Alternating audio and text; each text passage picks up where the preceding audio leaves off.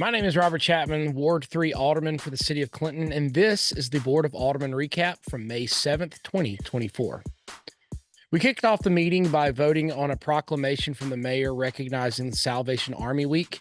Timothy Delaney, commander of the Salvation Army Jackson, was in attendance as well. The amount of good that the Salvation Army does seems to surpass the hurdles that life can throw at an individual, and we are very glad to recognize the Salvation Army Week. Next, we heard from Chandra Broomfield, the director of Clinton's Therapeutic Recreation.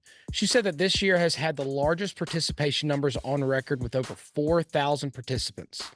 She said that between the Abilities and Living Young programs, they're seeing an uptick in participants, as well as family and friends participating as spectators and even dance partners. Karen Godfrey put forth before the board, bringing on Donna Yowell to assist in some city beautification. Now, Donna has a history with the Mississippi Urban Forest Council and is excellent at finding and utilizing grant funding to improve what's called green infrastructure. Any city could always benefit from beautification around town, so we're excited that Donna will make an impact here in Clinton. Now, you may have heard of Connect West, which is the new economic development authority that will directly benefit Clinton and western parts of Hinds County. In Connect West, a business has the option to be part of the executive board by paying a $10,000 membership fee, securing a spot on that board. The city has bought into this authority, but state law doesn't allow for any elected official to serve on the Economic Development Board. So we were tasked to nominate someone in the community who would represent the city in an official capacity while also adding significant contributions to the authority. We had two names submitted, Josh Bauer and Dr. Lloyd Roberts. Both of these gentlemen are more than qualified to represent the city, and like I said earlier, contribute significantly to the authority. By a narrow vote of 4-3, Dr. Roberts was selected to be our representative. Now, isn't it a wonderful problem to have two tremendous people to choose from? Some communities don't have that issue, and I hope that we continue to have too many qualified people to choose from. We moved into the voting on phase 1 of the 80/20 project, approving the appraisal for assessing how much the roadways will be in the new project. This is important since the city will end up owning and maintaining these roads. We voted to approve a security measure that involves our bank accounts. This measure will help the city verify checks that have been issued and received by the appropriate people, protecting the city against fraud. We added a new deputy clerk to the city clerk's office to help with the increased workload that's accompanied all the new projects around the city. Again, another great problem that we get to suffer due to expanded growth. We approved some measures involving some large paving projects with the funds awarded to the city through MDOT. There were 9 projects awarded around the state, and Clinton received 3 of the 9.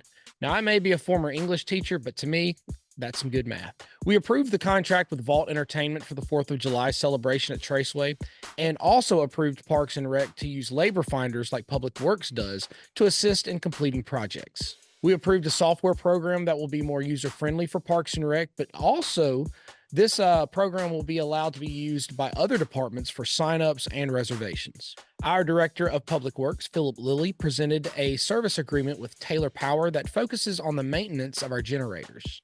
We did get to vote on the city's efforts towards advertising for aspects of the wastewater expansion projects that includes land acquisition like easements and the expansion of the Lovett plant. The mayor said that this could be considered the official start of the Big Black expansion project. This was one of the projects that I was proud that our city was embarking upon when I ran in the special election. I wanted to be part of securing the infrastructure that would affect my kids and the next 50 years or more of this city. And here we are. We're doing that, and I'm very proud of our leaders for pushing for this. Moving on, Philip also asked for the ability to advertise for a new street sweeper. It's been a slow process, but he's ready to move forward with the purchase. We had a few projects from community development presented as well. First, the elevations from the LHC daycare located behind Day Springs Church was presented. The roof line will be higher, allowing for more storage and attic space, and we approved this request. We also heard from the contractor in charge of Beauty Star on Highway 80. They're rehabbing the 2-story building next to Picante's Mexican restaurant. Lily's Restaurant is moving locations. They're repurposing the old Mississippi Discount Drug building to become their new home. But they asked if they could operate out of their food trailer to maintain a presence in town while the renovations are happening. I honestly thought that we would have some pushback from those who always push back on anything having to do with food trucks or food trailers.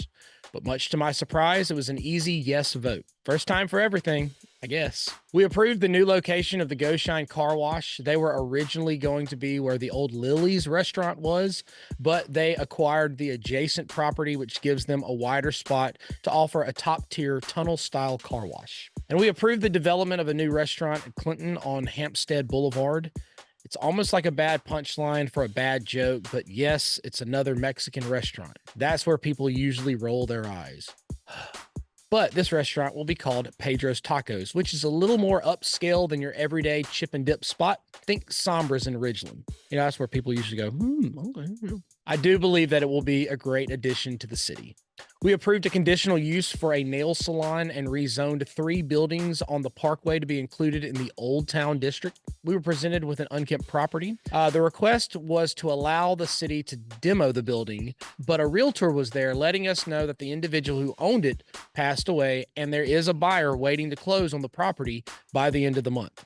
So we voted to allow the closing to happen, but if it were to fall through, we voted to proceed with the demo. We closed the meeting by hiring 8 new employees, welcoming new names to the Clinton family.